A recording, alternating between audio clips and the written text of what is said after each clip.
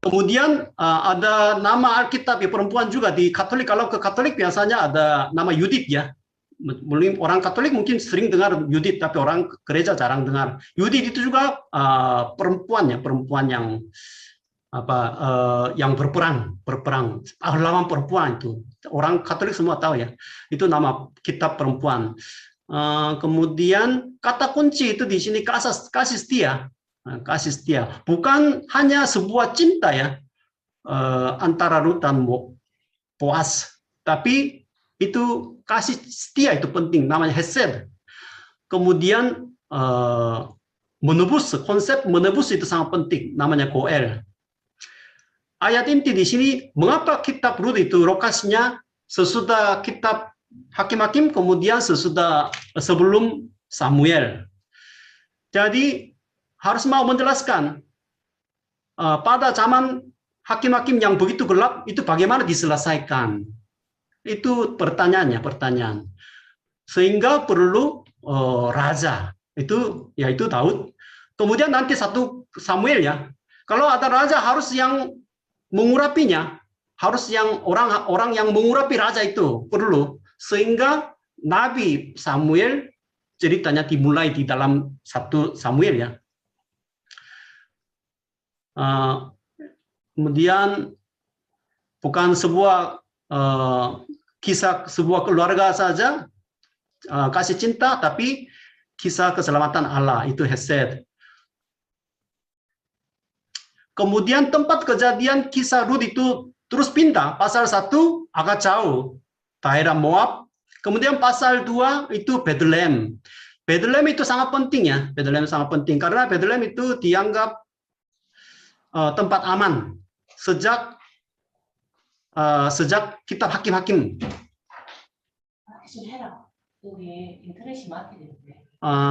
Katanya internetnya mati ya. Bethlehem.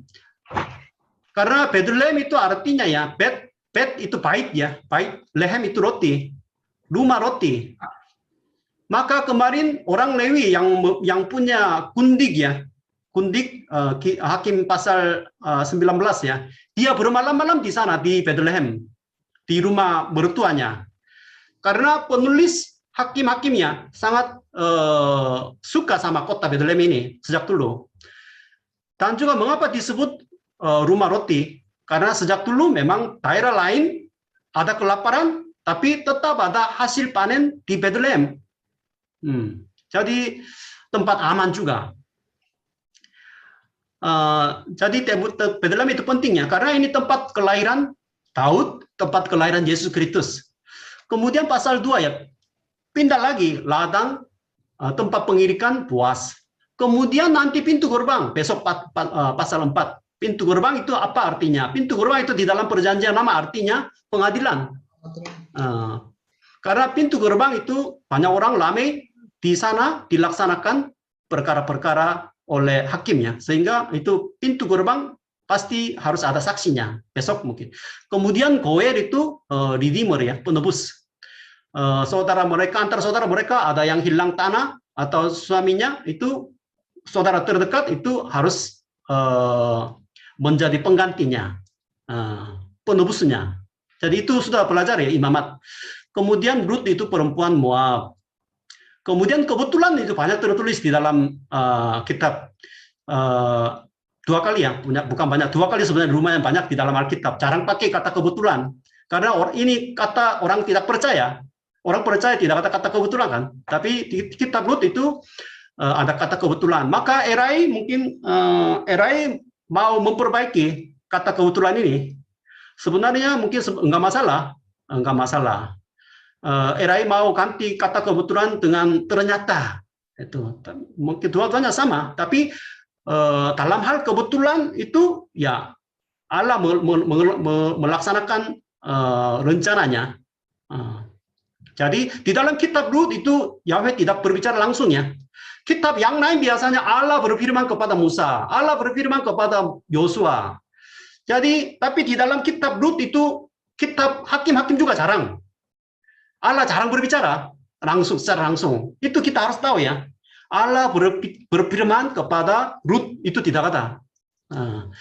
Jadi dalam perikop atau kitab seperti ini ya, Allah tidak berbicara secara langsung, itu kita harus tahu. Di belakang cerita itu sudah ada rencana Yahweh itu. Itu harus dimengerti. Susunan kitab Rut di dalam kitab agama Yahudi ya. Sampai sekarang agama Yahudi biasanya lokasi tempat susunan kitab agama Yahudi itu kitab Rut lokasi di mana? Sesudah Amsal. Kalau Amsal kemudian baru kitab Rut. Mengapa? Amsal pasal 31 itu tentang perempuan bijaksana ya. Perempuan bijaksana itu siapa? Itu artinya Rut, kemudian Kidung Agung, itu susunannya kitab agama Yahudi ya. Amsal, kemudian Rut, kemudian Kidung Agung. Kidung Agung itu perempuan perempuan istri, perempuan dari mana itu? Dari Sulami ya, Sulami. Jadi tapi di dalam Alkitab ya Kristen itu beda. Lokasinya, tempatnya sesudah hakim-hakim. Karena ini mau menjelaskan tentang keselamatan, bukan perempuan bijaksana atau perempuan baik, enggak. Kemudian agama Yahudi biasanya hari raya Pentakosta ya. Sampai sekarang kalau ke Israel biasanya hari raya Pentakosta itu wajib dibaca. Karena itu ada kaitan dengan musim menuai, cerai dan kandumnya. Hari raya Pentakosta biasa dibaca. Jadi pasal yang pertama pulang. Pada zaman para hakimnya, masih zaman hakimnya, ada kelaparan. Mengapa ada kelaparan? Kelaparan itu hukuman dari Tuhan ya. Karena mereka tidak taat kepada Tuhan sehingga ada kelaparan. Kemudian pergilah seorang dari Bethlehem Yehuda beserta istrinya, kedua laki-laki ke Moab, daerah Moab. Orang percaya tidak boleh datang ke Moab seperti Abraham datang ke Mesir ya. Tetapi ada kelaparan seperti Abraham, mereka pindah ke luar negeri ya. Luar negeri, tidak ada gereja sama sekali, semua orang tidak percaya, jadi artinya mereka meninggalkan imannya. Tapi justru nama Elimelek itu agak lucu. Elimelek itu tidak sesuai dengan perbuatan mereka. Elimelek itu Allah adalah raja, artinya namanya bagus, namanya kelihatannya beriman, tetapi mereka pindah ke tempat yang tidak ada orang percaya. Naomi itu sukacita, Mara itu nanti diganti nama baru ya, Mara. Manusia biasa suka mengganti nama yang lebih bagus artinya, tapi dia mau ganti nama yang lebih jelek. Awalnya sukacita, tapi mau menderita karena kehidupannya memang seperti itu. Setiap itu nama di dalam kitab Rut itu ada artinya ya, dan itu kehidupan mereka juga ada kaitannya. Mahalon, orang lemah cepat meninggal. Kilion, anak yang kedua, habis. Kalau sudah habis, kemudian harus pulang. Rut itu keturunan. Maka ya keturunan nenek moyang Yesus Kristus ya. Boas itu penguasa. Moab itu ya dunia yang mewah, dosa, penuh dengan dosa. Kalau membaca kitab bilangannya, penuh dengan dosa ya, di Sitim ya. Musuh Israel. Kemudian Bethlehem itu nama yang lain, Efrat ya. Efrat dari Bethlehem Yehuda itu. Efrat itu sama. Efrat itu artinya tanah subur. Itu sama dengan Bethlehem. Bethlehem ada tempat kuburan lahirnya. Tempat aman, rumah roti, kota kelahiran Yesus, tahu di Yesus ya. Kemudian sudah tahu ya ceritanya, Naomi 3 kali ya menawarkan pulang ke Moab. Di tengah perjalanan menuju ke Bethlehem, Orpa ya menantu ya pulang 3 kali, itu ayat 8, 12, 15. Jadi dia berugi besar ya. Dia tidak tahu kesempatan ini apa arti, tapi Rut tetap ikut. dia bilang, dia begitu seperti ini ya, telah pulang iparmu. Orfa sudah pulang kepada bangsanya dan kepada para allahnya, itu penting. Bangsanya dan kepada para allahnya yang mereka orang Moab sembah. Jadi bukan hanya menghormati mertua sehingga ikut, tidak. Itu ada kaitan dengan imannya, agamanya.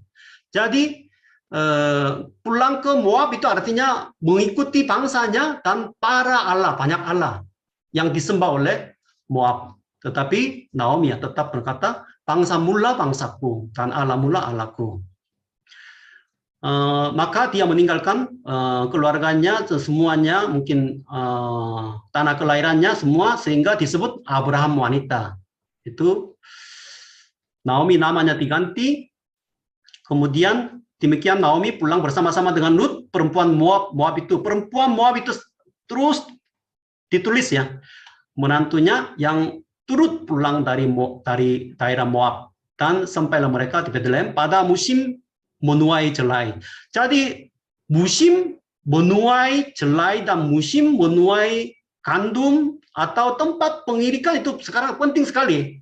Itu dasarnya cerita. Itu apa artinya? Mengapa ini terjadi pada musim permulaan dan musim menuai jelai? Itu artinya kalau panen itu masa paling berbahagia. Biasanya musim menuai jelai itu hampir sama dengan hari raya Pentakosta di zaman sekarang ya. April atau Mei sampai Mei ya. Maka banyak hasil panen, jadi masa berbahagia. Jadi cerita ini mungkin suatu nanti ya hasilnya mungkin membuat banyak orang berbahagia. Itu maksudnya.